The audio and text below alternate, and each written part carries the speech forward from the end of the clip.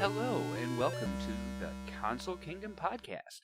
My name is Jared. And I'm your co-host, lifelong gamer for over 30 years, and host of the YouTube channel Risky Bitness, Dan. And on today's episode, we are going to start our Final Fantasy retrospective, and we're going to talk about Final Fantasy 1 through 6. But before we get into the Final Fantasy 1 through 6, Dan and I have a little special thing going on. We decided that we were going to pick 5 separate characters from the original 6 Final Fantasies and pit them against each other in kind of an arena battle. There are some specific rules. You can only have one white mage, one black mage, one tank or warrior knight, physical, basically. And then the other 2 are going to be your support characters, and they can be any characters from Final Fantasy 1 through 6. Now, Dan, do you want to go ahead and present your characters to our listeners? Yeah, absolutely. So I gave this a lot of thought, and I really wanted to put Jared up against the wall as much as possible here. So with the rules that we had, we made sure we didn't give each other like status ailments and, just kind of basic equipment so that we weren't basically destroying each other with complicated things. So here's what I put together just based on that. So for my main sort of like tank character, I chose Celes from Final Fantasy VI. She has heavy armor, she uses the shield. I figured she fits that role. Now we also had a rule that we can have our Final Fantasy VI characters could have one Esper, but no magic spells. And we did that, of course, just to keep things from getting too complicated and to not have like a whole team of magic users. So to that end, I gave her Shote or Catoblepis, depending on which version of the game you're playing. And that is the Esper that, if you summon it, will turn all your opponents to stone. Now, I chose that one not realizing we weren't doing status ailments, so it's actually kind of useless in this case. But I decided to stick with it, and I'm going to tell you why. The reason I have Celes in the party is because of her runic ability. Now, Jared, I'm sure you are well aware of what runic does, correct? Absolutely. Runic is one of those things that nullifies any magic attacks cast against your party. Right, so I'm going to have Celes using runic on every single turn. The way that this is going to work is anytime someone tries to cast a magic spell, it is going to be absorbed by Celes. So now, for the next slot, I put in, just for a white mage, because we have one slot for a white mage, I chose just a generic white wizard from Final Fantasy 1 or 5. I guess they're kind of interchangeable, really, in this particular case. But for this case, I really would rather choose 5 because you have spells like Protect and Shell and so forth. Now, obviously those aren't going to come into play here, but I wanted to have him just as a backup, because if Jared does find some way to defeat my Celes, then I am going to want to be able to use magic. And of course we also have a black mage slot, and for that I chose the equivalent, the black mage or black wizard, whichever you want to call, from Final Fantasy V, for similar reasons. Just really good magic output and damage, and of course with Celes using runic every turn, I won't have an opportunity to utilize that character unless Jared finds a way to defeat my Celes. So with that all out of the way, we have 2 more slots left that we were able to fill, and those are 2 kind of support slots. And we agreed ahead of time, this could be any character that is not a heavy character like a tank, or specifically a black or white mage. So think thief, monk, any kind of like light damage class, or anyone with like a support ability like blue magic, for example. So I chose in support slot 1 Strago from Final Fantasy VI, and I'm giving him the Esper Golem. And the reason I'm doing that is because I've already nullified magic by having Celes use runic on every single turn. Now, Strago will be summoning Golem to nullify any and all physical damage that Jared's party might do. So now, no one can use magic in this battle because Celes is going to suck it up every time, but also Jared's party cannot use physical damage to attack me. So I've got those 2 things completely taken care of. So now you might ask the question, Jared, if I have nothing to damage you with at this point, how am I going to damage you? You can't damage me, so you're probably wondering, how am I going to damage you, right? Yes, absolutely. And for that we have support slot 2, which I chose the most broken character. In the history of Final Fantasy, the monk from Final Fantasy 1. If you're not aware, the monk from Final Fantasy 1 is brokenly overpowered, mainly because they programmed him wrong and he hits way harder than he's supposed to. So his melee damage is going to just beat the heck out of whoever Jared picks. So there we go. I've got Celes using Runic to make it impossible for anybody to cast magic. I have my mages in there just for backup. I have Strago using Golem to nullify physical damage. And I have the monk from FF1 to just beat up Jared's guys. Now, the only weakness I could find in this party is that Golem does not last forever. So let's hear what Jared's party is and see what kind of damage I can expect Jared's party to do to my guys and see if they can get through Golem's earthen wall. Go ahead, Jared. All right, so I started out choosing for my tank character as the Knight from Final Fantasy 1. The reason I did this is because there's certain armors, especially later in the game, that pretty much essentially drops any damage done to him to like 1. And if it's not 1, it's not very massive. That might be a problem for my monk. 50, 60, so things like that. I chose for my white mage, I chose the white wizard from Final Fantasy 1 because I feel like there are spells like Healaga and Healara, depending on what version you play, that could really, my party could use healing. So I really enjoyed that healing aspect. Now for my black mage, I chose Tella from Final Fantasy 4. Right. I'm sorry, I just had a complete brain fart there for a minute. I apologize. So I chose Tella from Final Fantasy 4 because, in a sense, he was like a Sith from Star Wars, where his anger increased his magic abilities, and he remembered and learned all that. Now, it wasn't one of those perma stat increases, as you know, like a permanent limit break where it's like use anger and your magic goes through the roof. No, but he had some very fine magic spells early on in the game. And I really wanted to use him as my black mage. Now, for my kind of summoner, kind of support class, I was going to use Celes as well. And the reason I decided to go with that is because I kind of saw her as a summoner. However, the more I thought about it, the more I realized that she was kind of a tank class. So I decided that instead of Celes, because that would have been breaking the rules, I'm calling myself out on that one, I decided to go with a summoner class of Rydia from Final Fantasy IV. Good choice. She has some incredible summons. She has some very incredible summons, and actually some kind of wacky ones towards the end of the game that you can get.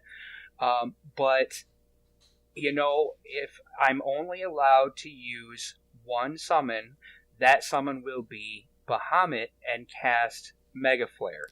Ooh. I feel like Mega Flare is non-elemental damage, and it's extremely powerful. Yeah. Then for my final support character, I decided to go with Kain as a Dragoon class. More specifically, I guess, just because I liked him as a character. I kind of saw him as a misunderstood. He was used by, say, the evil within, the dark evil. He was used.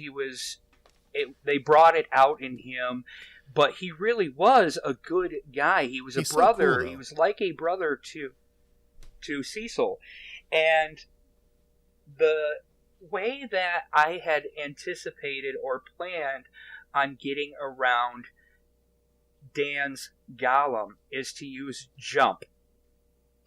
And it's really one of those things that could be hit or miss, because as you know, jump isn't always, your character is not always off screen. So True. you got a 50-50 shot of being away from any attacks or any summons that may affect him, or it may hit you completely. But I thought it's worth the risk. It is a solid move to have, and Kane is a very, very fun character to play with. So that would be my team. And so here that we have described our teams, now that we have described our teams, what we would like you, the audience, to do is to hop on our social medias and tell us who you think would win this fight. Who do you think would win in this 1v1 arena 5-on-5 battle? And you can use the hashtag Team Jared, Team Dan. You can contact us on Facebook and give us reasons why that you feel like they would win. And just connect with us and let us know, because honestly, in this instance, I cannot call a winner one way or the other because there's so many possibilities of ifs. So I would like the listeners to vote, and on a future episode, we will reveal those results. Yeah, and something now, Dan, else, Jared, before we move forward, something else to consider before you guys vote. Remember, I have Strago, the blue mage, in my party. I can cast Mighty Guard and White Wind. So don't forget about those. Mighty Guard and White Wind are a huge benefit to you. And that's kind of what makes me a little nervous. However, I feel that my party can outlast, outplay, and be a survivor. But anyway, so I wanted to start our conversation today about Final Fantasy with the one place we absolutely to start, right? We absolutely have to start with Final Fantasy 1. That game has just been such a huge part of my childhood, and I am positive it's been a huge part of Dan's childhood. But folks, I really want Dan to explain to you guys something very interesting that I had learned from Dan himself, that the final in Final Fantasy wasn't quite what you expect it to be. Dan, would you like to go ahead and explain to our listeners just exactly why Final Fantasy wasn't final? Yeah, absolutely, Jared. It's funny. It's like they had that ad a while back. I don't know if you remember this one. The fantasy is never final, right? One of the games, some of the games had that little tagline, and that's absolutely true. I mean, hey, look, it's 30 years later, and we're still talking about this first game and the impact that it had on us. But the big thing about this game that a lot of people misunderstand is the actual legend behind how it got its name. So I'm sure, Jared, that you know the prevailing myth that's out there, right? So for those of you who may not have heard this, for those of you who may not have heard this, the story that they said is, that Square was going out of business, and they had this one last kind of Hail Mary play to create the game that was going to save the company. And that game was Final Fantasy, and they called it Final Fantasy because it was their last chance. And that's not true at all. It's actually an urban legend. And I'm going to tell you the real story of what actually happened. And now, before you all start attacking me on social media, this is coming straight from Hironobu Sakaguchi himself. So if you have a problem with this story, go talk to him about it, not me. I'm just the messenger here. So here's a quote from Sakaguchi himself, kind of explaining it. There's an urban legend that the final in Final Fantasy meant that this was our last project. Well, we were having some hard times back then. The truth is that as long as the title could be shortened to FF, any word would have sufficed. It was initially going to be Fighting Fantasy, but there was already a board game out with the same name. So, Jared, that's coming from Sakaguchi himself. So, would you say hearing that, you understand that that is in fact an urban legend and not true at all? In fact, I was going to say this. This is one of those things that I grew up, I grew up listening to, just getting little bits and pieces of facts from here and there. And especially during the early 90s when you were on the playground, how kids talk to each other and things like that. Well, my dad beat Contra with no continues, or my dad beat Contra with no lives, or things like that. There was always, yes, exactly, and there was always that rumor that Final Fantasy was called that because it was their final attempt at a game. Now, I just turned 36 about a couple weeks ago, and I have to say, without Dan, I would have never known the truth behind this, mainly because I just didn't look it up, because I didn't think about it. But when Dan told me that, I was like, man, are you serious? And then I kind of looked into what Sakaguchi said himself, and it was like, whoa, that's it. Yeah, and this old kind of legend, this old kind of myth, it's been repeated so much by content creators, by YouTubers, by game journalists, that it's become almost like part of the cultural zeitgeist surrounding Final Fantasy, and everyone just kind of accepts it as true. But the reality is that for Sakaguchi, this was a project that he really wanted to try to do, and he was actually considering quitting the business. So Square wasn't going out of business, but Sakaguchi was considering quitting the business of video games and going back to college. Just because he felt like he wasn't really happy making the games he was making. So this was the game he wanted to make, kind of his pet project, and the higher-ups at Square didn't even really want him to make it. They didn't see the value in a role-playing game. And I think that's really funny when you think about it today, Jared, because obviously there was a tremendous amount of value, not just in the role-playing game, but in Sakaguchi's ideas. And Jared, did you know what the biggest inspirations behind the original Final Fantasy were? The two biggest inspirations, do you know what they were? I believe it was Dungeons and Dragons and tabletop dice games. Kind of. I mean, those are kind of the same thing. I was thinking Dungeons and Dragons and other tabletop games similar to that, because I didn't know this until recently, but they actually were massively popular in Japan at one point. But also the Ultima series, because the Ultima series was kind of the precursor to the console RPGs as we know them today. And I mean, there were some sort of CRPGs back then, very crude, very rudimentary. And I think Ultima was probably the series that was the most advanced of all of them. Now, I haven't really played the old Ultima games, but I played a little bit of one and I was bored to tears. But that's by kind of today's standards. Back then, they were very, very popular. And now, Jared, how would we know today, if we look at the Final Fantasy franchise, how would we as gamers know and understand that Ultima was a huge influence on the Final Fantasy series?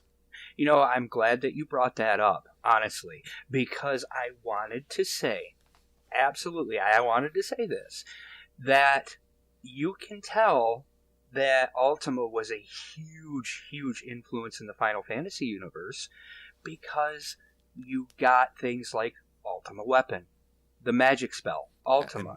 The magic spell, right? It is the essential nod, tip of the cap, whatever you want to call it, to that series. It is Sakaguchi saying, hey, this is what I loved, this is the game I love to play, and this is something that inspired me to make Final Fantasy. And for the listeners, there's something I want you guys to take a look at if you have the opportunity. You can throw this right up in your Google machine. There was actually a graphic novelization of Ultima 3 Exodus. And I want you to take a look at that graphic novelization and see the design of the enemy Exodus. And then I want you to look at the design of the final boss in Final Fantasy V in his final form, whose name is apparently X-Death, but if you were to transliterate that into Japanese characters, it might sound something a bit like Exodus. Exodus, and then look side by side at the graphic novel, and then look at the game, and you're going to see a very, very clear inspiration. I know, Jared, I told you I wasn't going to have any more surprises in terms of trivia, but that's one that I just recently learned, and that kind of blew my mind. So toss that in your Google box as well.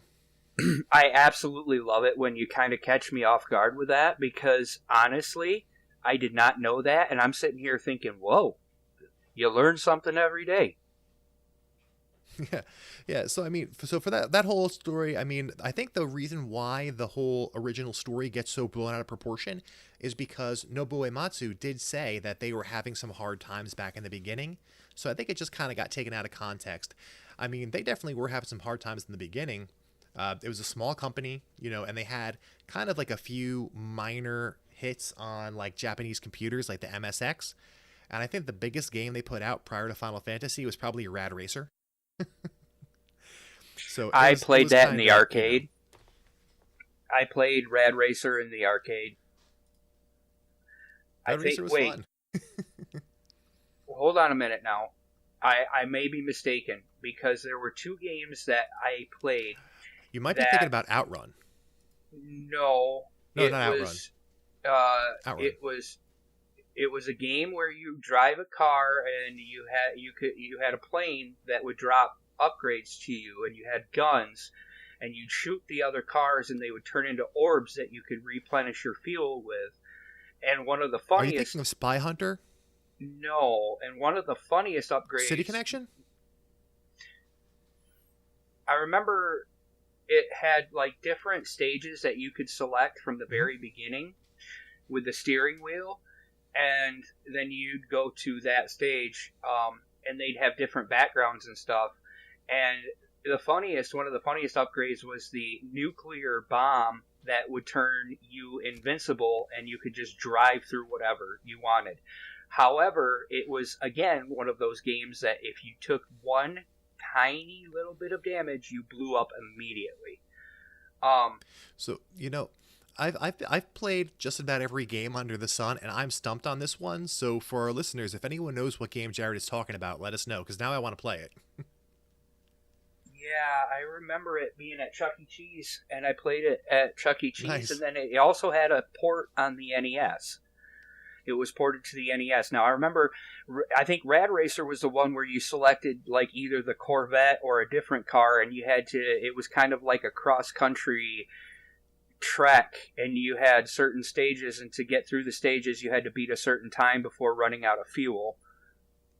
Well, Rad Racer was only on the NES, so it was never in arcades, but it was kind of like an unofficial port of Outrun almost. Like they were trying to copy Sega's Outrun.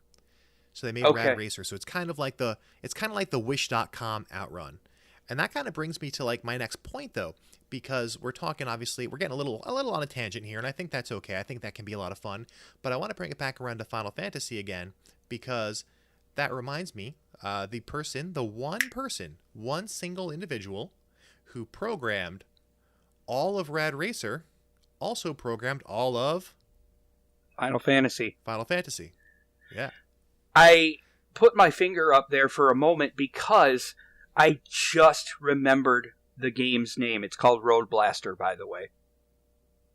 Road Blaster. Sounds like a blast. Anyway, back to Final Fantasy. Yeah, actually, and I thought that was so cool. And once we get further on into the series, talking about like maybe 6 and 5 and the localizations and the translations and things like that, it's so interesting to me that they had one person doing certain aspects of these games. And I was going to circle back real fast to Final Fantasy 1, and that is why a lot of the weapons and magic spells in that game just simply do not work, because you had one programmer. Crazy. And so suppose you got a worm killer in, I think it's the Temple of Chaos, or maybe right directly after that, and it says effective against giant worms or things like that. And Dragons. It just gave... Dragons, okay, yeah. And it gave you better attack, but it wasn't specific to that single enemy. And there were certain spells that simply just didn't work. They didn't do anything. Several spells didn't do anything. And when you look at that game, Jared, too, you only have like a total of like 16 inventory slots for weapons, a total of 6, including what you currently have equipped. 16 slots total for weapons, 16 slots total for all your armor and accessories, and then you only had 3 slots per level per spells. So if you're hanging on to these swords for the whole game, or if you go and buy some of these spells that don't do anything, you're wasting some pretty precious real estate there. And they just released the game like this. And that's one of it was still a hit. And one of the things that you got to think about, and this is one of the points I wanted to make very specifically, that back then, okay, Final Fantasy was released in 1990 or 91. 1990 here. I think it was 87 in Japan. 87 in Japan. So unless you had like maybe a Nintendo Power or some sort of pre-written guide for the game, you didn't know that these things didn't work. And the guide didn't even tell you that. Yeah, and you bought these spells and they didn't work. And you wasted a spot where you could have had a better spell. And I think how interesting is it that these games back then, they just didn't, it was trial and error. And there was no patching. Yeah, especially on the Nintendo. I would think with the Famicom as well, but on the Nintendo, you had only limited times where you could save the game. It's not like you could just walk up to a vendor, save your game, and purchase something, and then find out, oh, wait, that doesn't work, so I can reload my save. It didn't work like that. One save slot, and you had to go to an inn or use a tent or a cabin to save. Or was it a cottage? Or cottage. So what a massive quality of life improvement, being able to save from the menu was. That blew my mind when I played Final Fantasy II. We called it here on SNES. Blew my mind. And we were talking a little bit about the strategy guides. I wanted to show you, Jared. I know the viewers can't see because they're not seeing the video here, but I actually have right here the Nintendo Power strategy guide for Final Fantasy. This is not my original. My original is long gone. But I used to bring this thing to school every day, and I would be reading it at lunchtime. Sometimes I would be reading it not at lunchtime, or I would be reading that thing every day. I loved Final Fantasy so much, the original one for NES, and I know a lot of our listeners probably, depending on the age range out there, have never played the original NES version. They probably played the GBA or the PS1 or the Pixel Remaster. But Jared, you've played the original NES version, yes? I certainly have. And I will tell you what a chore. I will tell you that, man, was that a slog sometimes. I mean, if you want to talk about moments that you're sitting there tense and like you're really tense, like butt cheeks squeezing tense as you're down to like very low HP and you're trying to get out of a dungeon and you're hoping just by some miracle that you make it out of this dungeon alive. It was one of those games that just made you love and hate it at the same time. Yeah, and the dungeons were so hard too. They were so hard, and I remember like it was so hard to grind up enough money to buy enough potions to survive, and then even if you did max out your potions, you'd still use them all. Like trying to get out of the marsh cave or the Gulag volcano or whatever the volcano is called. It's just incredibly, ridiculously hard. Not to mention, with the Nintendo, you never knew when you were going to get the blinky blue and black screen of death. Yes. And like you'd be with your controller white-knuckled hoping that your game doesn't freeze up, because if your game freezes up, you're going to lose the last 2, 3, 4 hours of progress since you last saved. And you remember the marsh cave was very good at poisoning you. And that is Oh, it's the worst. almost a death sentence. It was the worst. Those status ailments used to be such a much bigger part of these games, and as the series progressed, they sort of tapered off with that a little bit. But it definitely was pretty major, especially back there in the beginning. Uh, but you know what? I wanted to talk really quickly, Jared, about what is the plot of this game. Like, can you explain the story of this game? In a very simple and basic way, 4 warriors appear holding crystals. They are the warriors of light. They have come to purify the land from the darkness that Garland, who we find out later is Chaos, has brought to the land. And the Warriors of Light had been foretold by a prophet or something in the past that they would arrive and they would save the lands from everything bad and monsters and evil and things like that. And so they show up in Cornelia. They arrive. They speak to the king. They have a test to rescue Princess Sarah, and you have yourself a video game. But what's interesting... Okay. I was going to say, what's interesting, though, is that trying to remember if there was even that much story in the original, because it's been years since I played the original NES version, and actually most recently I played through the PSP version and also the Game Boy Advance version, as well as the Pixel remaster. So a lot of those, they had more scenes and stories and things like that along with it. Trying to remember if they had that much exposition to the story in the original or not. Dan would probably know better than I did. Same. It's about the same, and I had a quick piece of trivia I wanted to mention there. So Final Fantasy 1 and 2 were both released in their kind of upgraded form, what we remember from the PlayStation and the GBA, and probably a few other ports too by now. That was originally on the WonderSwan Color, which was a handheld console created by Bandai. 1 and 2 both got these remakes on the WonderSwan Color that all of our subsequent sort of remakes were based on. Final Fantasy 3 in Japan did not get that remake, which is why we didn't see that game until much, much later. So that's just a really quick piece of trivia. But I wanted to ask another question about the story. Jared, where did the Light Warriors come from?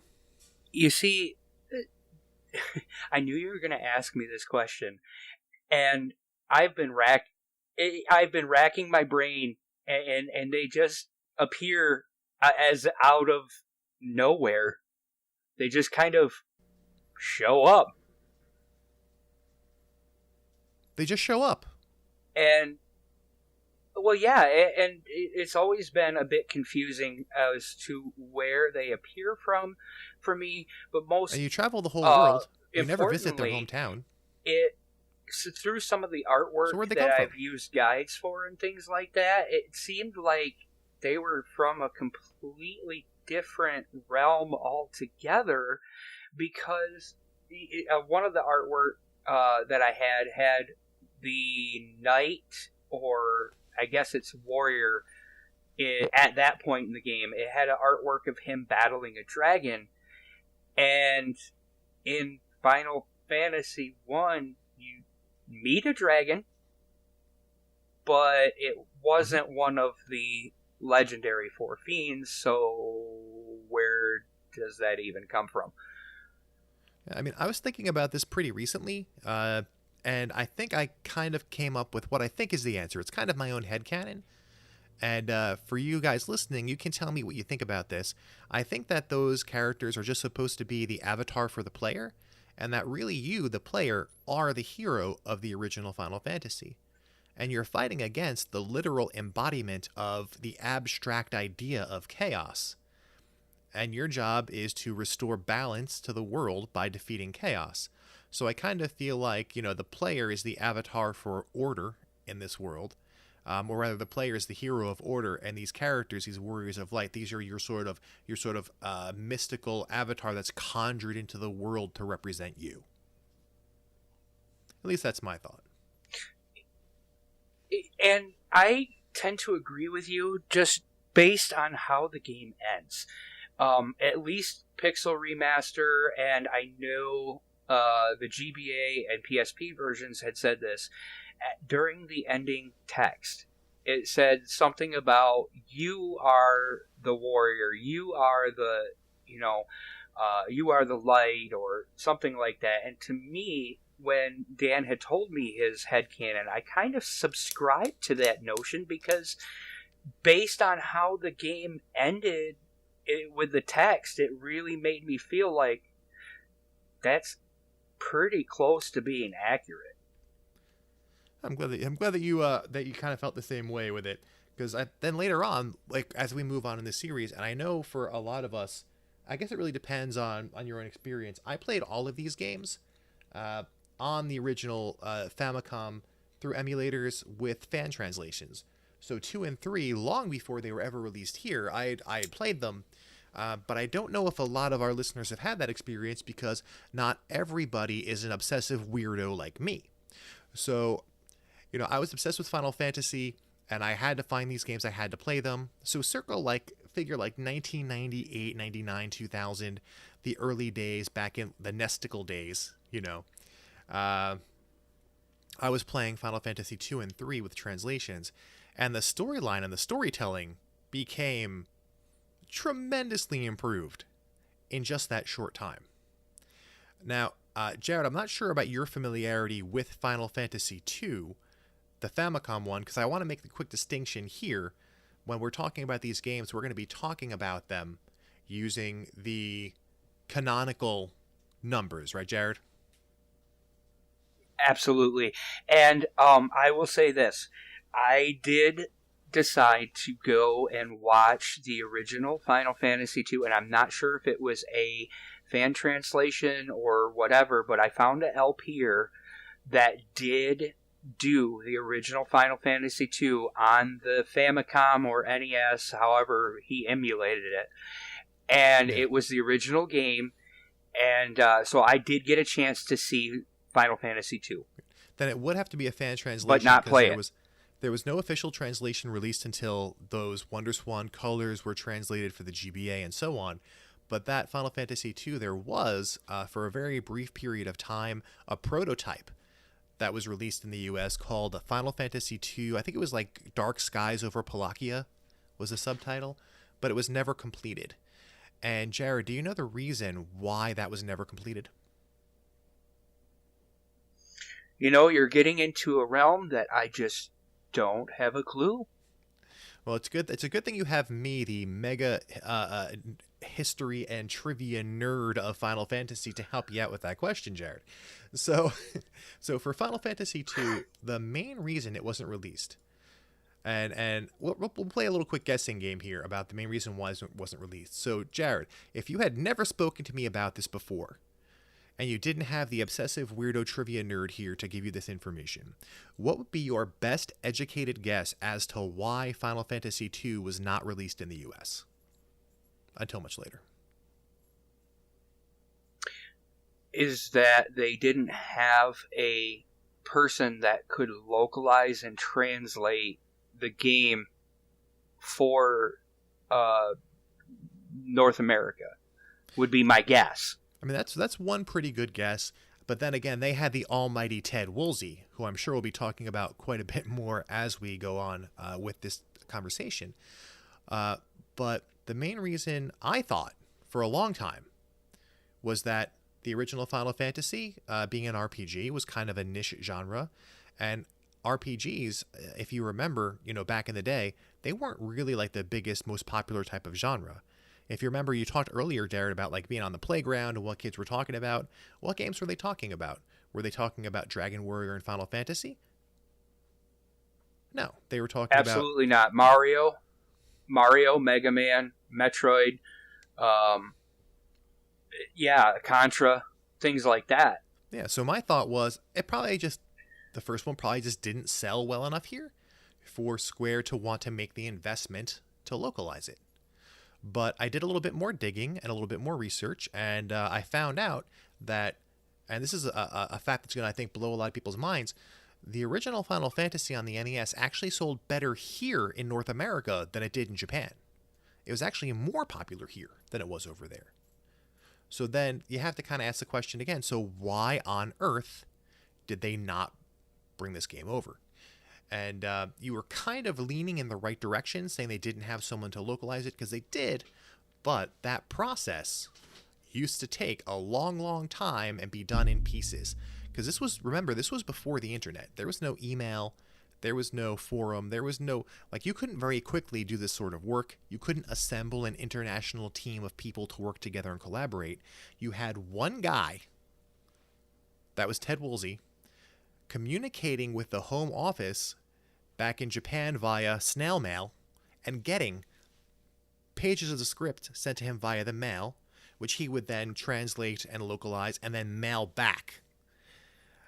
And then not only that, but then there was the technical aspect of it, where then they had to take these cartridges, these Nintendo cartridges that only had like maybe 256 kilobytes of storage memory on them, and take all this data and convert it.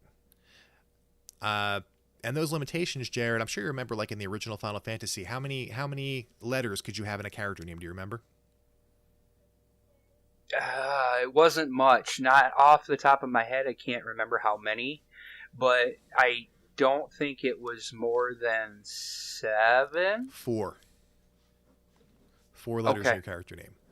Because the Nintendo cartridges, especially back then, only had a very small amount of room for data. And doing these localizations, these translations, they would have to have enough room on that cartridge to put the new data in and remove the old data. It was a very tedious process. It took a very long time. It was very technically demanding for the time. And the original Final Fantasy, like we discussed earlier, that was released in Japan in 1987. We didn't see it until 1990. So given that, think about the time frame, right? So Final Fantasy II was released in December of 1988 in Japan. So if we're going through that same localization process with now a game with a much more developed story and a lot more text,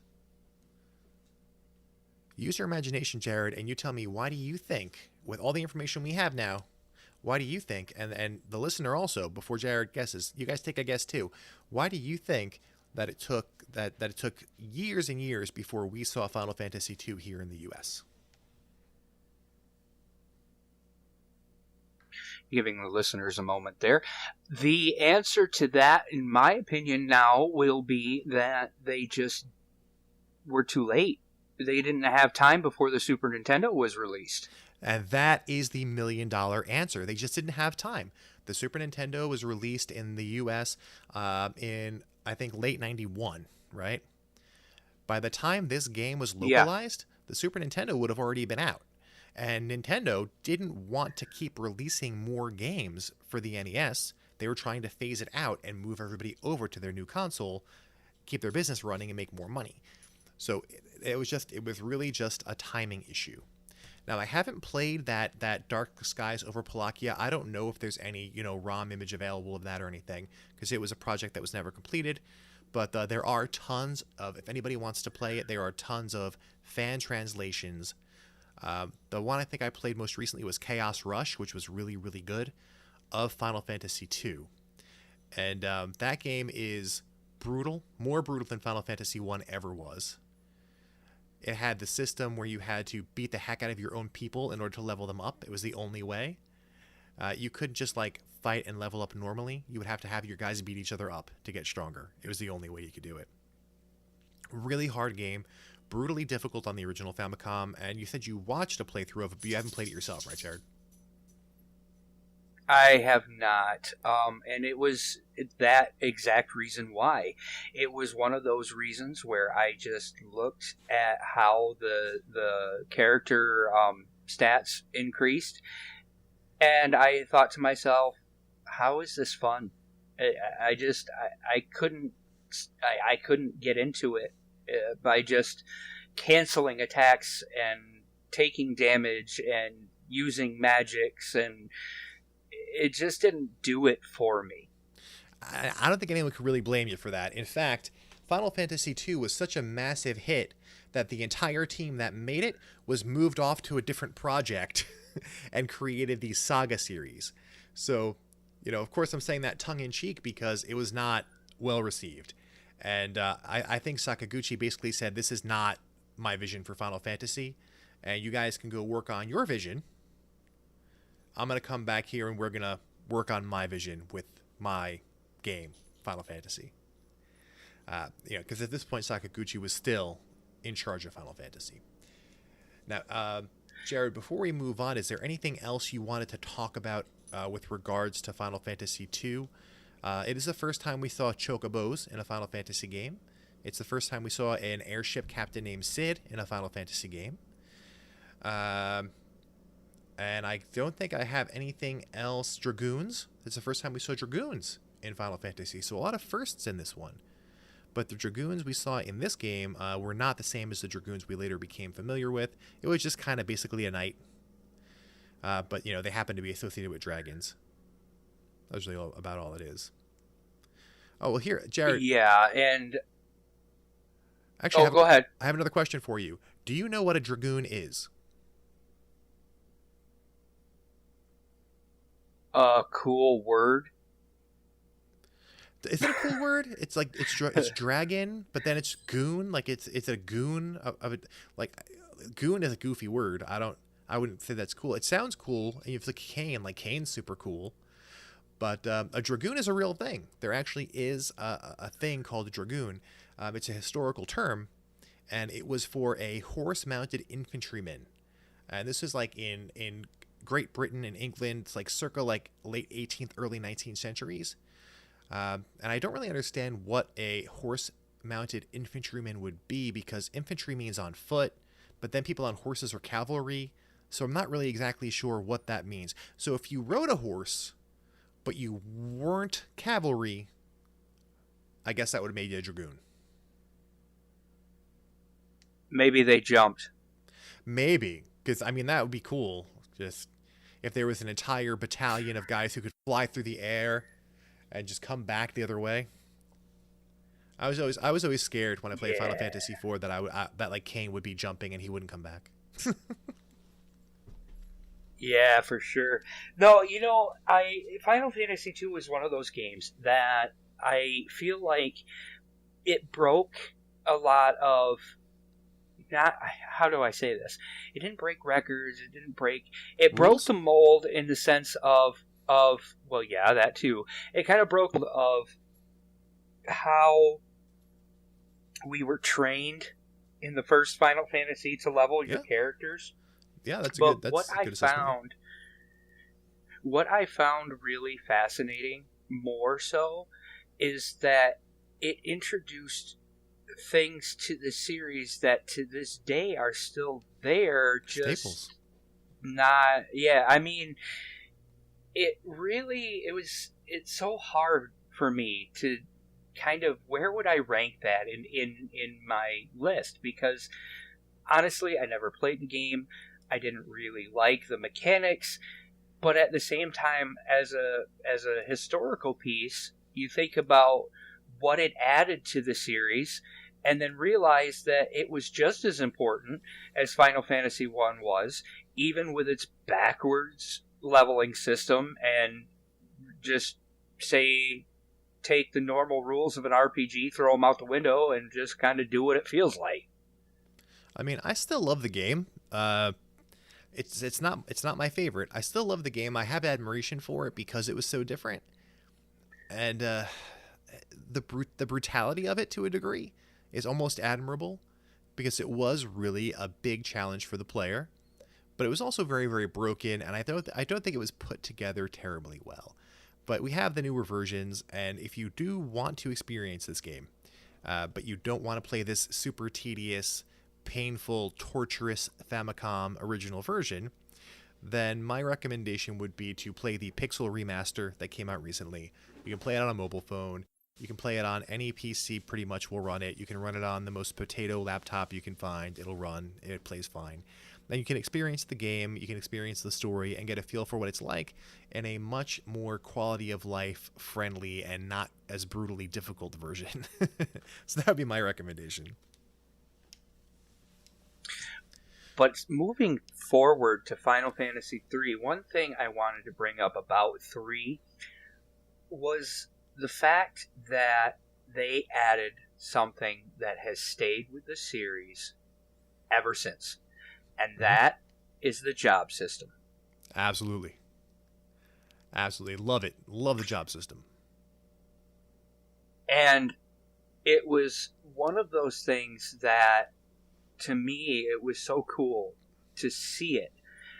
I never got a chance to play 3, but again, I did some research and I was able to watch through a playthrough and that kind of stuff. And what really caught my attention was just the different classes and jobs that you could do. Yeah, there's a wide variety, and a lot of them were a lot of fun to play with. I mean, they're much simpler than what we got later on, like in 5, because, back with the Famicom, it didn't really have the technology to have all these different actions that the players could take. You didn't have, like, the cool stuff like jump or, like, the build-up with the monk. You didn't really have, like, blue magic. It was much more limited in what the characters could do. So you had characters that were different jobs, but, like, you had a character whose job was, like, he was a knight, but he could do white magic. So they kind of mix things up a little bit. And of course, they added like archers with the aim command, so that was cool. But that was in 2, so it doesn't really count. So there were a few kind of cool things that you could do. And again, I played a fan translation, and there's a Chaos Rush translation of that one as well, also very good. But then when we finally got an official localization of this game, I hated it.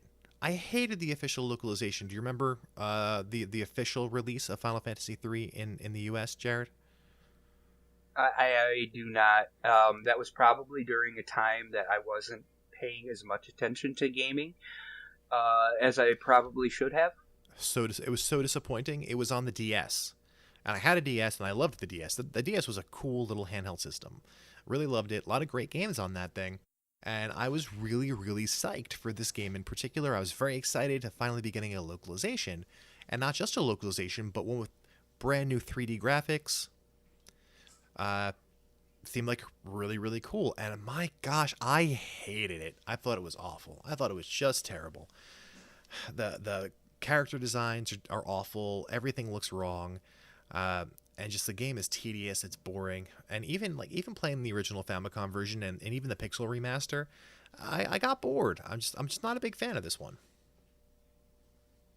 The story's kind of boring. And I think that, yeah, I was gonna say, I think that there's a lot of folks that might be in the same boat as you, because I just, when I think of Final Fantasy, right, I don't hear much about 2.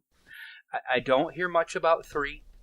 I hear a little bit about 5, but 5 is for an entirely different reason that we'll get to shortly.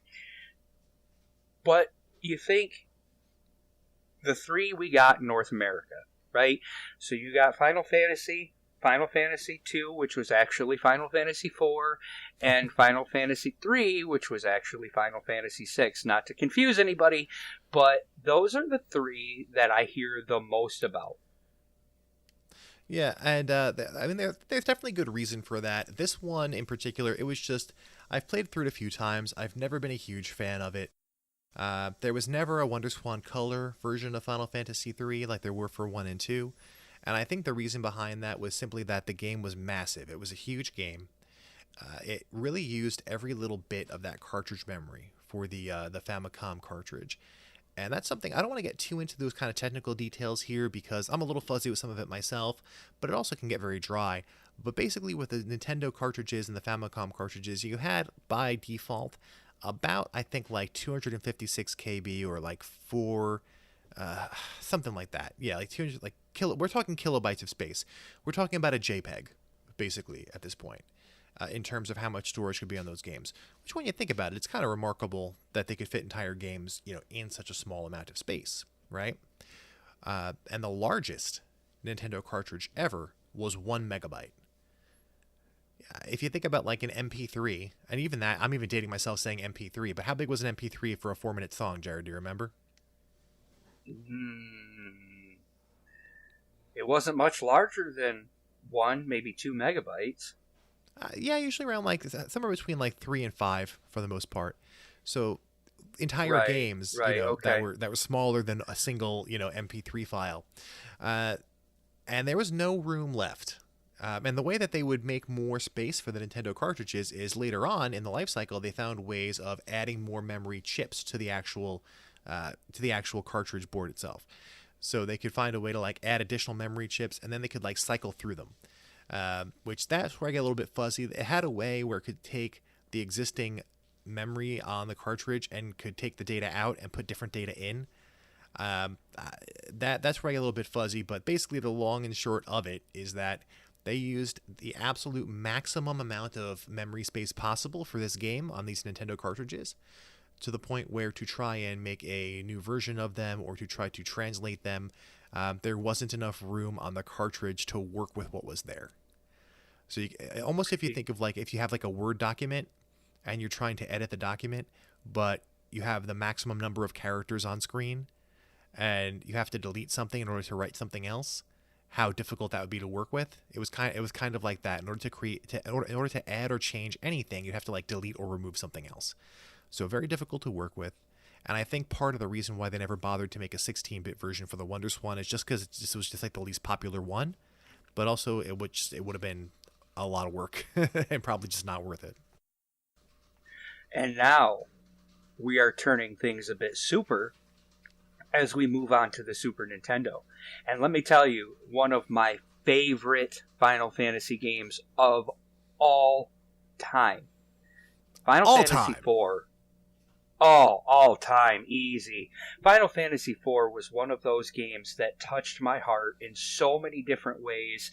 The storytelling, and let's just take a break here and talk about that for a moment, because Final Fantasy IV brought to the table a much better exposition of the characters, to talk about their backstories a little bit, not a whole lot, but to give us more insight into who they are, and Yeah, just we got to know so them. it was something. It really was something. Going from Final Fantasy 1 to Final Fantasy 2, and you really were treated with something incredibly special. And Yeah. it's amazing. It's amazing. Well, this was mind blowing, Jared, too, going from that original NES game we were talking about at the beginning of the show, without the stepping stones of 2 and 3, which at the time we didn't know existed, and going straight to Exactly. this, because it makes more sense in the context when you look at 2 and 3 and sort of see how things came together. You kind of look at the quality of life improvements that took track, up to that point. 3 started with the numbers popping out of the enemies instead of these slow dialogue boxes that took forever to load. You had the blue background windows in 3, but here it was totally new. And if you look back at 3 and you compare some of the things to 4 assets and things like that, you can see a lot of similarities. But we didn't have those sort of, jumping off points. We just went straight from 1 to 4. And that was an absolutely mind-blowing experience for me, just because of the massive change and the depth of that game compared to the original. And this, of course, again, was at a time when RPGs weren't really all that popular, so I hadn't played that many of them. And this was such a massive leap forward in so many ways. So, Oh, getting yes. to know the characters, there's so much more that they could tell us now. Because I talked a little bit before about the limitations of those NES cartridges. Now, with the Super Nintendo, we have much more storage space to work with. I think about 2 megabytes was pretty typical for a Super Nintendo cartridge, which meant a lot more on-screen text. So we're reading a lot more, which I think was good for us as kids, right? That's probably the thing I read more than anything else when I was a kid. was was Final Fantasy text. About 8 times. I'm sorry, I was just doing the math in my head. Right around 8 times larger memory space than what you had for an NES game. And much more detailed characters, much more vivid, detailed backgrounds, massive graphical improvements. more channels for the music. The Super Nintendo had an incredible audio chip, and the music, I mean, the music was always brilliant, Jared, but how much better did the music get? Like when you first started playing Final Fantasy II, we called it then, right? But now we know it's 4. When you first started playing Final Fantasy IV and you hear that dun dun dun dun dun dun dun dun dun dun dun dun dun dun dun. The Red Wings theme. That was, I don't think I'd ever heard any game music, anything like that. That was like a full orchestral soundtrack compressed into MIDI, and it was amazing. It still is amazing. It was, I mean, Uematsu is a genius. I mean, Uematsu there's is no an two ways. Genius. Absolute genius. There's no two ways about it. Yes, absolutely. One of the best to ever do it. And I will say, one of the things that really caught my attention about 4, besides the music, besides these beautiful scenes and graphics and storytelling, was that it really caught my attention how they used cutaways in certain points in the game where it would show Golbez making a plot with Kane at the time, right, to do whatever it was they were doing, trying not to spoil too much if you've never played it before. But meanwhile, they use cutaways, and I thought to myself, wait a minute, how incredible is this, going from a Nintendo game to cutaways? The words. I think Yeah, I think that's something that's going to become more important as we talk about the Final Fantasy franchise as a whole, because that's kind of the cinematic storytelling elements that they were bringing in already in the 16-bit era. And I think we don't recognize those as much because we didn't get quite there to the point of what the CD era brought us with the full motion video and things like that. But there is a lot more of almost Hollywood-style production values kind of eking their way in as much as could be, on a 16-bit console. Obviously, you couldn't have full movie sequences, but the amount of animation that was on screen, the longer storytelling sequences with lots of exposition, it was kind of leaning that way. And I think, Jared, in this one, would you say that there's a lot more movement overall, like in the overworld and during the storyline sequences? It felt like it a lot.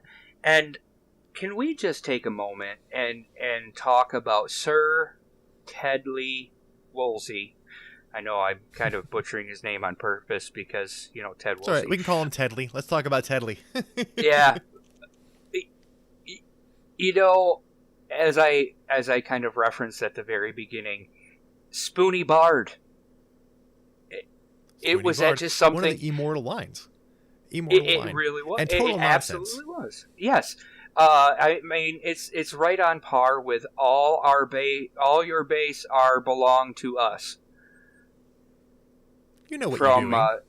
From Zero Wing. Someone set up us the bomb. Someone set us up the bomb. Yeah, and like, do you know, Jared? Like, do you know why he chose? Like, I don't have an answer for this question. This is not one of those things where I'm gonna give you trivia. I'm literally asking you. Do you have any idea why he chose "You Spoony Bard" for that line? The only thing I can think of, and this is something that I want to get into shortly, but the only thing that I can think of is if the original Japanese had more of a adult themed word there. Yes.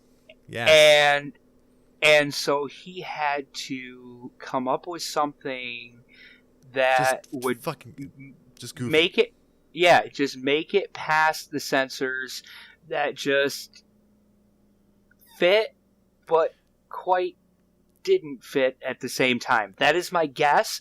It's definitely not canon, but it was one of those. I want to say, it was one of those moments where it's like, well, I guess I can't use this word because the censorship here in the North America is not going to fly. So let's go with something completely off the wall and say "You Spoony Bard." I'm going to presume that it was either Yeah, it was either a much more mature insult, or if not that, it was like some kind of reference that we wouldn't have understood. Because those were Either, kind of the two yes, big things. yeah. But thinking about it, you have SB, right? So Spoonie, you could take the O in there, and instead of saying USOB, you Spoonie Bard. Oh yeah, maybe the original insult was something along those lines, and he kind of just freestyled it. Because again, we were talking about Woolsey before a little bit, and he had to do a lot of that. Like he had to do a lot of freestyling because a lot of the times there were either things that Nintendo of America would censor, because in Japan they were a lot looser about these things, and I think at the time their culture overall, and I could be overstepping here, but I think at the time their culture overall was a little bit more accepting of like more mature content, even for content that was directed at kids or younger people. It just seems that, I don't know if I'm correct about that, but it seems that way. And then also there were sometimes like cultural references that wouldn't make any sense to us, so he would kind of try to find some way to make it humorous.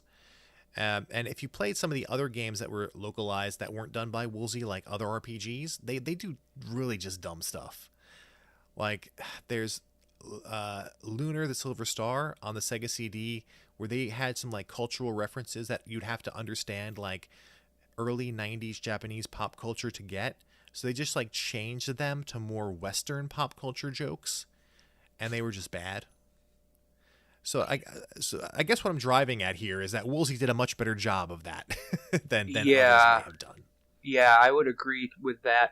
And one of the things that I was going to bring up, and we'll get to it very shortly, is the character translation in 5. But I do want to mention something that we should bring up that I think is important in this section here. Apologies there. Is that anything religious seemed to be eliminated from the North America version. Oh yeah. For example, Oh yeah. in Final Fantasy 1, it wasn't a church, it was a doctor's office or a clinic. You couldn't Yeah. you couldn't No cast crosses. you couldn't cast the holy spell. You had to cast No holy. white. And I think, without getting too deep into that and causing some really crazy stuff, it was just one of those things that Nintendo did, in my opinion, that seemed a bit baffling to me. It was weird. But Woolsey had to follow, because if he wanted it localized, he had to get past the censorship. Yeah, it was a little bit weird, and I think part of it was just Nintendo of America, for the most part, they wanted to be family friendly, and I think they wanted to be like very inclusive. So you didn't want to do anything that would be controversial or make anyone feel like they weren't included. You wouldn't want like a Jewish kid to play your game and think, "Oh, this isn't for me because it's full of, it's full of references to Christianity." So I think that was probably more the idea. They'd rather keep those references out. And you had to deal with like parent groups and stuff like that. Like you couldn't have characters in a video game that was going to be sold to children drinking alcohol, because that would be a bad influence. Whereas in Japan, they didn't really have that taboo. So, Yeah, and for example, like I think you've used the example before, the Chrono Trigger example, right? yeah, I was going to say that in Chrono Trigger, where they switched it to soda drinking contest, but also in some of the other translations that I've played of Final Fantasy IV, it wasn't a bar, quote unquote, it was a juice bar. I don't think I remember the juice bar reference, and that's pretty funny. I know a lot of times they turn them into cafes. It would say cafe outside instead of inn or instead of tavern or whatever. And the dancers, I think you talked about this one time before, right? The dancers, if you played like the Super Famicom Japanese version of Final Fantasy IV, she would throw her dress off, and you had your little 16-bit pixel, chibi character in a swimsuit, basically dancing. But in the U.S. version, she kept her dress on. Yeah, and that was always interesting to me. Jared, have you played the Dragon Quest or Dragon Warrior games at all? That is one series that I wanted to play, but it never got the opportunity. This brings up this running joke from Dragon Warrior, that goes all the way back to the first Dragon Warrior. And I don't know why they did this. Puff. There are references to Puff Puff all the way back, even in the North American version of the original Dragon Warrior. Okay. And it's a joke that runs through the whole series. I'm not going to talk about it on the show because I don't know what kind of rules we're going to have to deal with in terms of our own, censorship or whatever. But basically, you can look it up. Puff Puff is a certain sort of act which involves a man's head and a woman's chest. And that's all I'm going to say. That's Puff Puff. See, now I was thinking about something completely different as in Puff Puff Pass, but Yeah, that would definitely not make it past Nintendo of America's censorship. Nintendo of America's censorship. Absolutely not. So, despite of all that, I mean, we had a lot of other changes too to the localization of this game, and I didn't know this until later when I played, the translated Super Famicom version. Of course, later we got some more updated versions, but we got a really easy version of this game. It was super easy. It was dumbed down. The items were dumbed down to like just many lesser sorts of items. So we got a very kind of like simplified and dumbed down version of this game. And I want, because we talked about Woolsey, we talked about a dumbed down version of Final Fantasy IV. And the reason I wanted to touch on that is because there was a certain attitude that, that Square Enix and I think the Japanese developers as a whole had toward their Western audience. And when we talk about Final Fantasy V in a few minutes, we'll get a lot deeper into that. And I don't want us to gloss over 4 because of the impact that it had, the depth of the characters, the narration, how much we identified with them. But I do wanted to, before we move on to 5 and talk about Woolsey and the translations and the censorship, I wanted to talk really quickly about the emotional connections that we started to have with these characters at this time. Before that, they were fun games. I enjoyed them. But I think, Jared, you and I can both relate to this and say, I mean, we connected emotionally to the characters in this game. Yeah, and actually, I wanted to bring that up because I am remembering just how affected I was when certain characters had disappeared, should I say. Certain the twins, certain characters met their end, and the sacrifices that certain characters made, it was one of those moments where Final Fantasy became cemented in my mind for being one of those types of games that wasn't afraid to pull at your heartstrings and give you a little bit of tears. Oh yeah, it was definitely going for that Spielberg effect. And I mean, look, this is a 25-year-old game. If you haven't played it, I mean, I'm not gonna protect people from spoilers for a 25-year-old game. And if you haven't played Final Fantasy IV, shame on you, because you should have. But the twins, I mean, that was heartbreaking, man. These young kids, and they sacrifice themselves to save the grown-ups because they have the ability to do it, and they want the hero, the person that they hated because he attacked their village and killed their friends. After he showed that he was capable of doing good, they were willing to sacrifice themselves for him. I had never experienced a story like that in a video game. I don't think I had ever experienced a story like that in any popular fiction at that point in my life. That was jarring. It was, and also I want to bring up going back to Spoony Bard, when Anna sacrifices herself for Edward, when she protects him from the arrows, and Edward survives and she dies, and tell his daughter, because she ran off with Edward thinking he was just a bard instead of a prince, and she sacrifices her life for him, and he gets angry, and obviously you Spoony Bard comes up. But what a moment that just blindsides you. The first time you're playing it, you're just certainly not expecting something like that, and just right in your face, raw emotion. So, layers and tragedy, and it borrows so much from like classical literature. And now you're making me think of so many things. Like even in the very beginning of the game was shocking. Because you start the game and you're playing as a character who just did this horrible thing. Attacked this city, killed these people for a crystal for his king. And then you witness Cecil having objections and the king sending him to deliver a package to the village of Mist, which wipes out the village, kills everybody. You kill a little girl's mother. You're confronted by the little girl whose mother you just murdered. Like, this thing comes right out of the gate swinging at you emotionally. And yeah, you make these connections. And then the next thing that happens is you go into the town of the desert and Cecil's girlfriend is dying of the desert fever. Like, the hits keep coming in this game, man. Like, it goes after you. And you can't help but emotionally connect to these characters. Especially, yeah, there's so much going on there. Tella's anger, his rage, his confusion.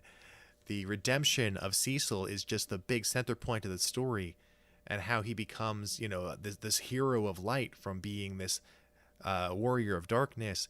His left-handed brother Cain, who betrays him. Straight up biblical reference there, even though you couldn't have a cross in the game. You can have a straight up biblical reference to the left-handed brother.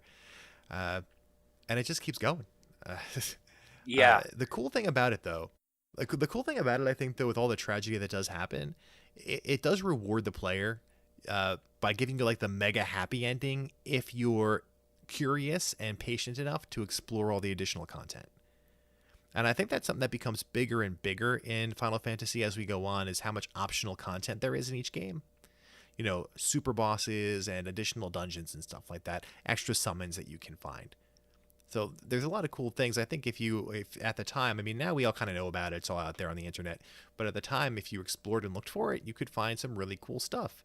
And maybe that character that you thought had died, maybe he's okay. If you just find him and go bring him whatever item he needs to get better. Like, I don't know, say a non-stick frying pan? Yeah, like if you smack a dude on the head with a pan, that saves him from being dead. So that's cool. That made me laugh so hard the first time I read that dialogue once you talked to her after Fable Castle, that sequence, and you can go and talk to his wife, and you go up to her and she goes, "Oh, don't worry, this is my husband." And he asks, "Were you okay?" And she said, "Yes, I beat them off with my non-stick frying pan." And I'm like, are you serious? I mean, it just came out of nowhere. I think that kind of comes back to something that at the time we probably weren't too familiar with, but later on we become more familiar with, sort of like the anime tropes and that kind of culture. And I think that definitely, I mean, around the Super Nintendo era is, I think, when we really started to see that happen, where, you had the anime culture kind of and the video game culture, and they began to sort of merge with one another, which is why a lot of games from that era that came from Japan have a lot of, like, anime tropes in them. And that's definitely an example of that we see in Final Fantasy. But luckily, those didn't come across too much at the time that we would be lost by them. And if they did, Woolsey, made them make sense to us. So that's good. Yes, absolutely.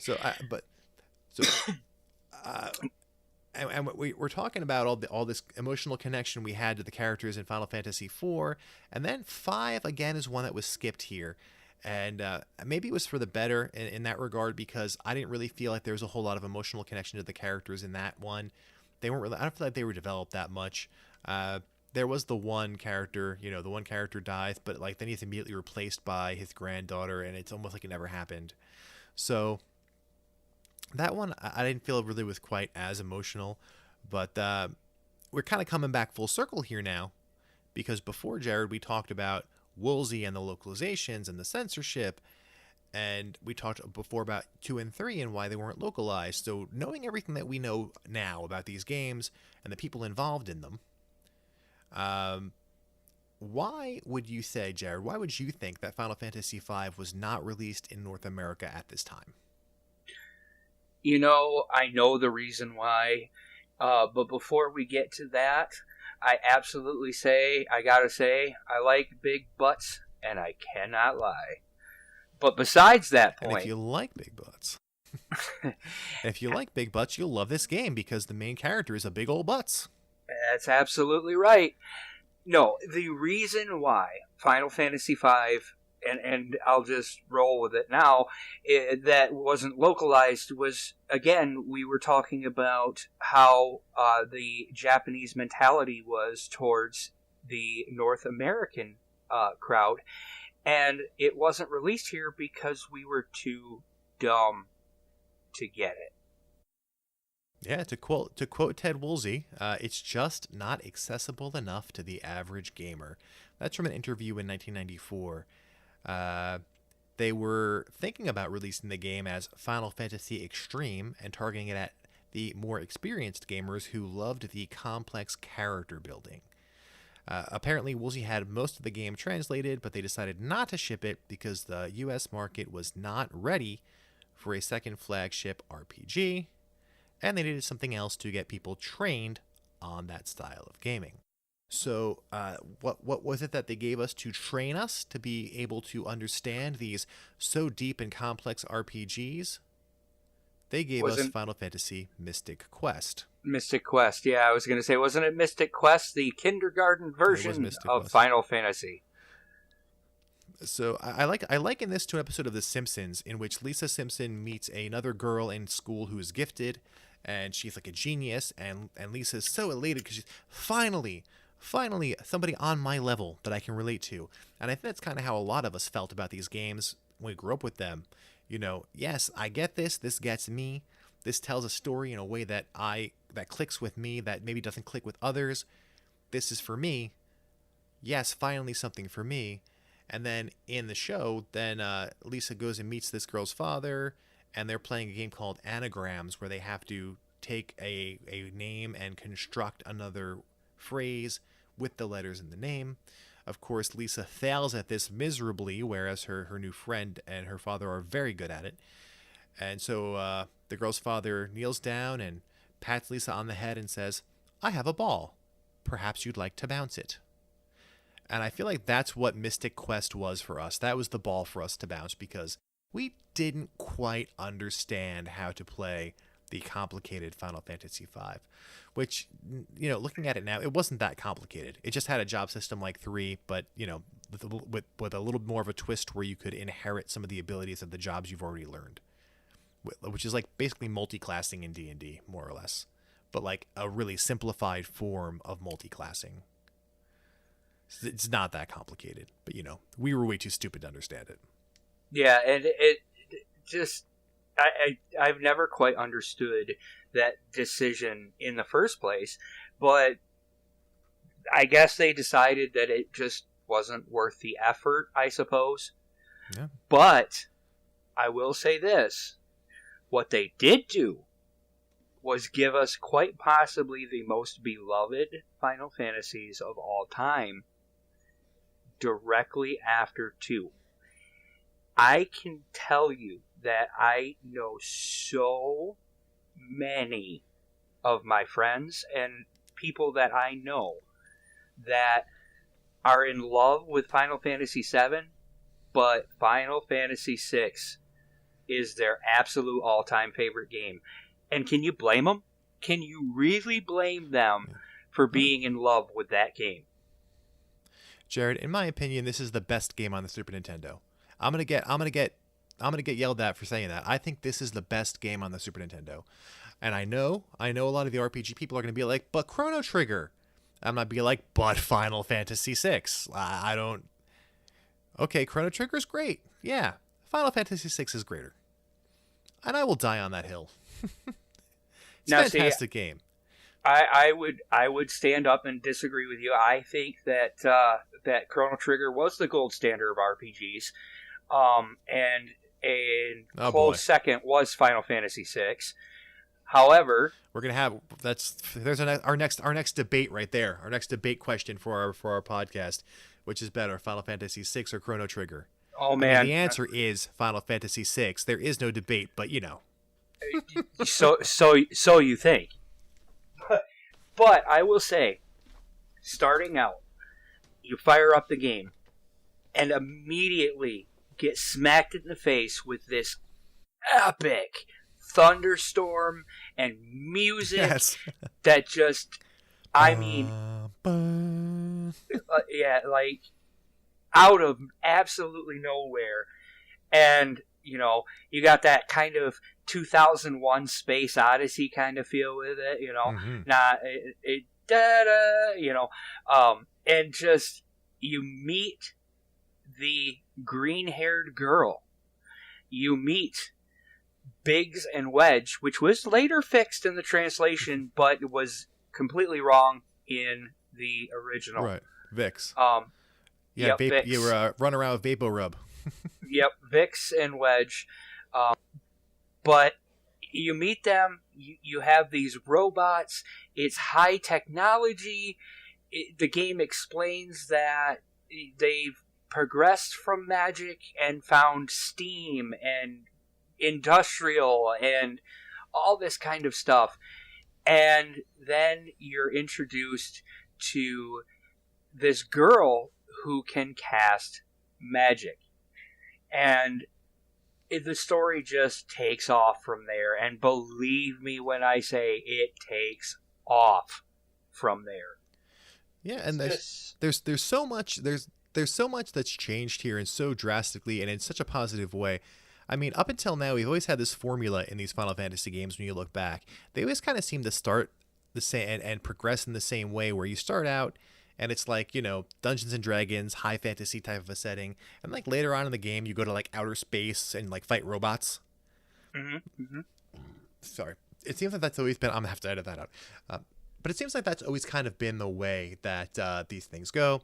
And in this one, we had a completely different setting where it still holds on to the core heart of the swords and sorcery motif, but now it's in a world that is almost in like an industrial revolutionary phase of life. Yeah. And then we go the opposite way. Yes. Yep. Because the world of ruin happens, and then it's all kind of gone. Yeah. The world of ruin. And Not all gone, but yeah, I will say that also adding something was that, you have these pretty generic ideas for a boss, right? For a final boss. So you got Chaos being, the embodiment of all the bad, negative things in the world. You had, Zeromus in Final Fantasy 2-4, where he was the puppet master pulling the strings. And then you get a little Chester with one of the most iconic laughs on the Super Nintendo in Kefka. Yeah, you bring up something really, really amazing there, Jared, in that prior to this, we had these sort of generic villains, like you said, and we never really get to know them that much. They just sort of like appear at the end of the game, maybe in 5 with X-Death a little bit, but these and like even like 2, it was just kind of like it's Darth Vader, So yeah, I never really thought too much about it in that respect, but this was the first time we had a villain in the game that we meet him very early in the game. We meet him during Terra's flashback. And then we meet him again in Figaro, 30 minutes later, and we start to get to know this character of Kefka. And maybe 2-3 hours into the game, we kind of see, even more of who he is. And he develops throughout the game. They're developing the villain of the game, just as much as they're developing the heroes. I think this is the first time we ever saw that in a Final Fantasy game. And you gotta say, with Kefka just being such an asshole, he just, like 2-3 hours into the game, you see him poison an entire city and kill everyone just because he can. He is the most despicable villain I had experienced in any work of fiction up to that point in my life. Completely loathsome, horrible, wretched, no conscience, no soul. He wants to finally end the siege at Doma, so he just poisons their water supply. A war crime by any metric. General Leo even telling the soldiers Kefka's nuts and don't listen to him. The second Leo leaves, Kefka's committing war crimes. And then later on in the game, way later in the game when the Empire pretends that they're surrendering, Also, that Kefka can go and massacre the espers that come out of the sealed cave. Yes. And the thing Absolutely is, despicable. and Literally commits genocide. it really was. And let's not forget that of these bosses, Kefka was the most darkest side of humanity, but yet still human in a sense. He was more human than any of the other bosses we had seen to that point. Right. Yeah, because he was a person. He was a general who was experimented on, and then he lost his mind, started dressing up like a clown, and became incredibly cruel and hungry for power, ambition and cruelty. Just a villain in every imaginable way, and completely despicable. I don't know if there's ever been since then in any RPG or any Final Fantasy game a villain quite as despicable as Kefka. This man was absolutely the worst. But Absolutely the worst. there is something that I believe you wanted to bring up that is important to note about Final Fantasy, I believe 5 and 6, is that they had a new director. That's right. So, well, 5 was directed by Sakaguchi, but that was his last Final Fantasy game that he directed. 6 was directed by Yoshinori Kitase. And Kitase, many of you out there may be familiar with as the one who would go on to direct 7 and 8. So Kitase, still to this day, is a very prominent figure in the world of Final Fantasy, sort of taking the reins from Sakaguchi. And I think he really was the one that, I mean, Final Fantasy has always been wonderful, but I think Kitase was the one that really brought it into a mainstream appeal. Starting here a little bit, but then, of course, with 7, we all know how that took off. And Kitase was fundamental in making that happen. So yeah, absolutely, Kitase was the driving force behind this game in many ways. Sakaguchi was still very involved, as I think he was like an executive producer, so he was still very involved in the product, but he wasn't the one, doing the work on actually getting it made. He was more, kind of directing the company of how to proceed with the game from like the business end. He actually did have a launch party for this game. And during that launch party, Sakaguchi gave a speech, and he called this, Final Fantasy VI, the best game in the universe, and I had a really hard time arguing with him. Exactly. Yeah. I mean, I just, there's so many There things. was nothing like this at the time. No, absolutely. There was nothing like this at the time. This broke ground in so many ways, and I don't think it gets enough credit just because, like I said before, RPGs weren't really like the flavor of the month of games that we really preferred back then. Like for me, they weren't. For you, they were because we were the nerdy kids who were into that. But like, it was a small kind of niche genre at the time. Yeah, and with this game being as dark and foreboding as it was, it just was something. Yeah, it definitely has some dark moments. It was something that really, I won't say that it was shocking, but growing up in that era, it was something we had never seen before, like you have previously said. And to this day, honestly, the more I think about it, to this day, in the series, I really agree with you when you say there's not been anything quite like it since. I think one of the coolest things about Final Fantasy VI is how they tried to make it a game where like every character that you played as could be the protagonist. So there was no like one central protagonist, but we got back into this trend of these kind of pre-created characters. Because back in the beginning, you'll remember, we had the avatars for the player that were kind of like creating a D&D character. They didn't have personalities. They were just whatever you wanted to make them. Then we had these characters now where their character was such a big part of the story. And they were all of them, and none of them were the hero of the story. Like, you could choose who you felt was the hero of the story. It's kind of up to you. And every character has a backstory. There's optional content, especially in the second half of the game, where you learn the full backstory, more or less, of every character. There are some minor exceptions there. Everyone has, more storytelling and character development and growth to do. And I just recently played the Pixel remaster of this game, which is phenomenal, by the way. I think you were playing it also, Jared. Yep. Where I got to experience that again recently.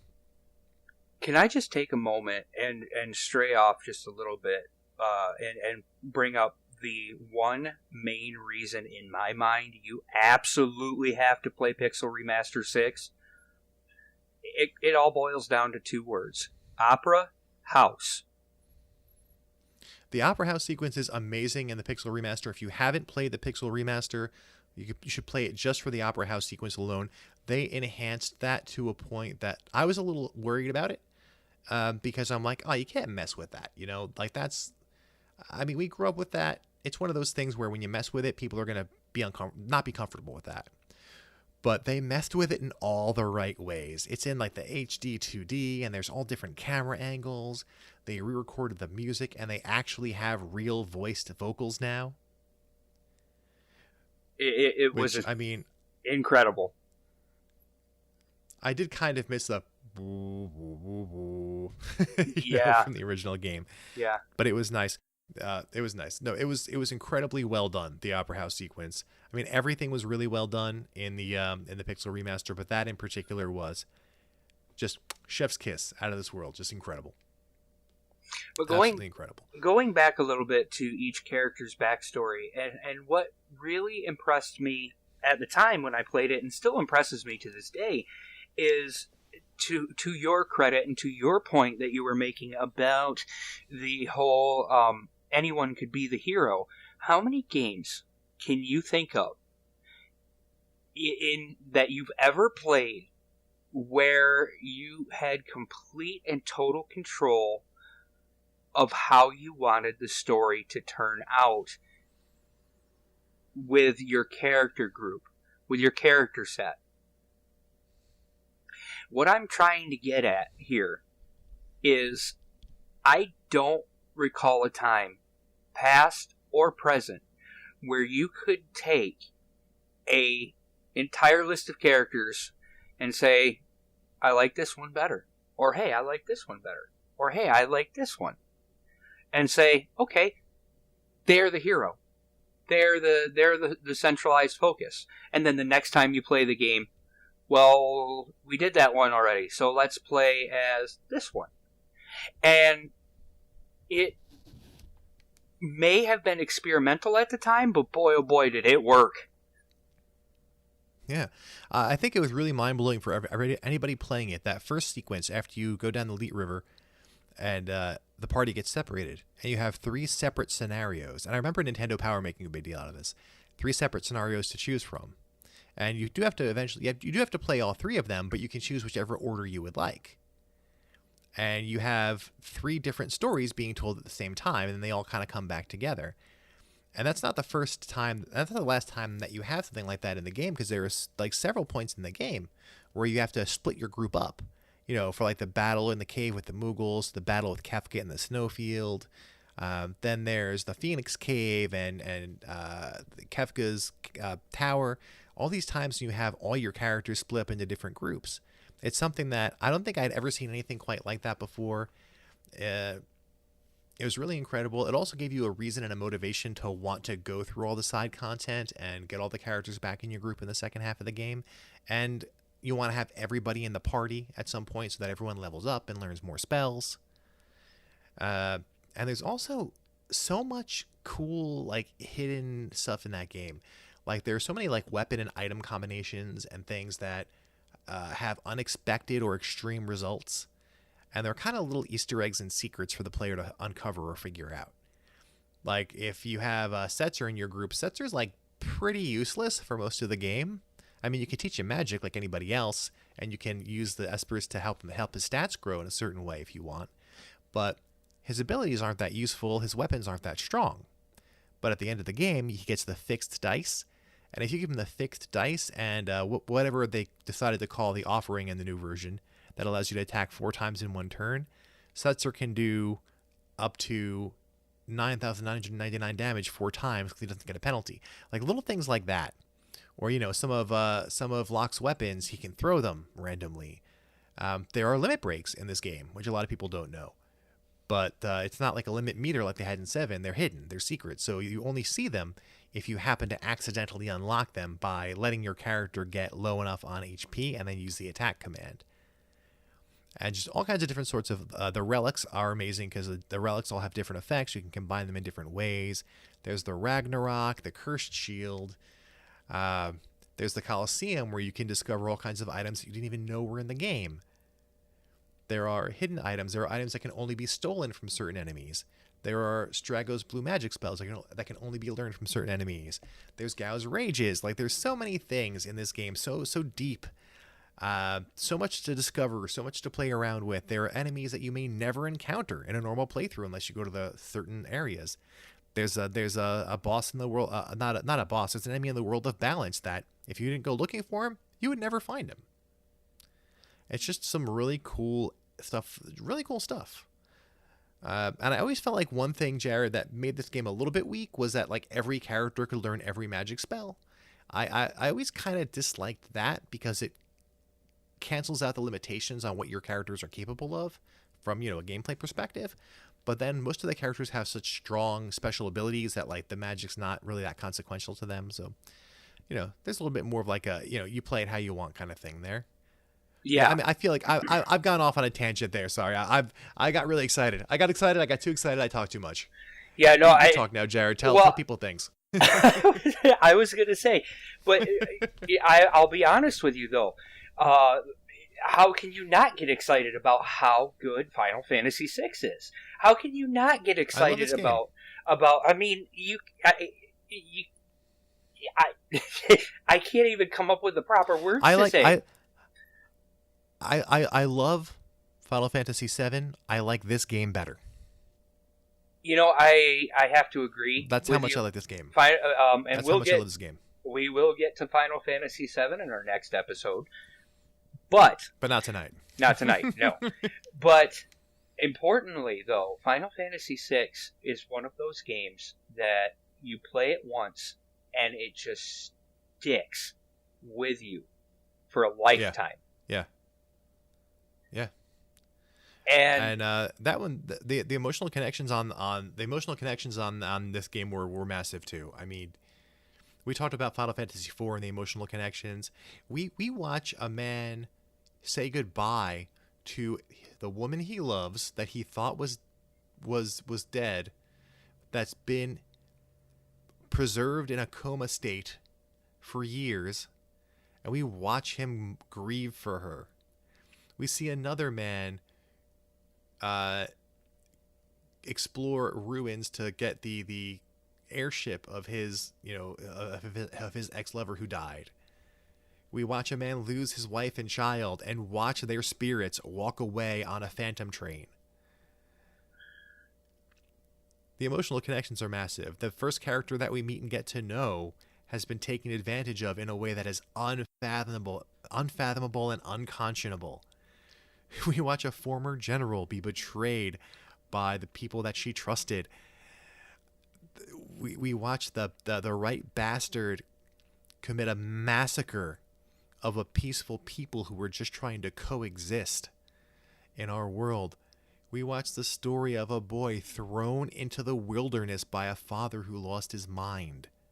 We see the redemption of an assassin and his long-lost estranged daughter. I mean, this is very heavy on the emotional content. Absolutely, and it's absolutely beautiful.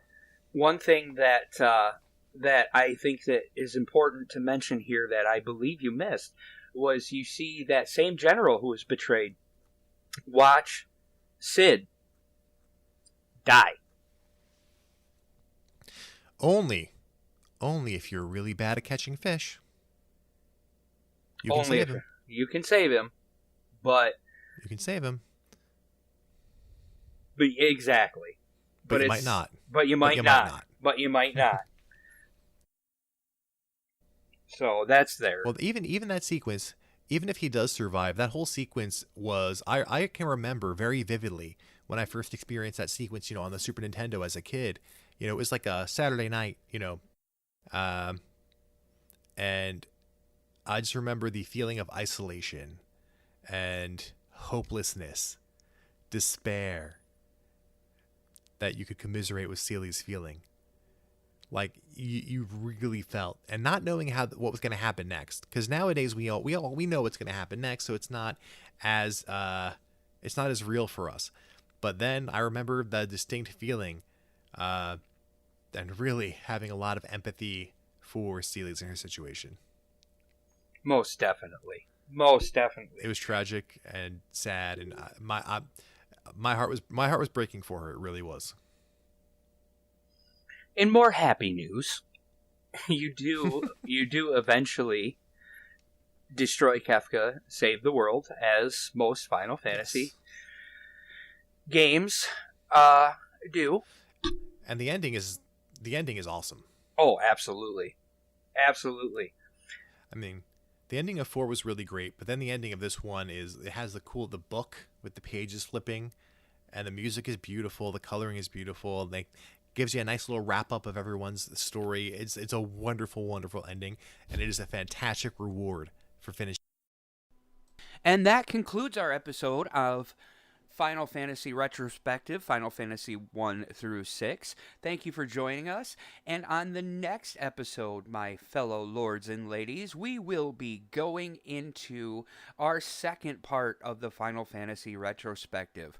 We are going to be discussing Final Fantasy 7 through 9 during the PlayStation era. I want to thank you for joining us today. You can find us on Facebook.com/TheConsoleKingdom, on Twitter at TCK Podcast 01, on Discord at the Console Kingdom Podcast, and on YouTube at the Console Kingdom. Thank you again for joining us, and we'll see you next time. Game on, my friends. Game on.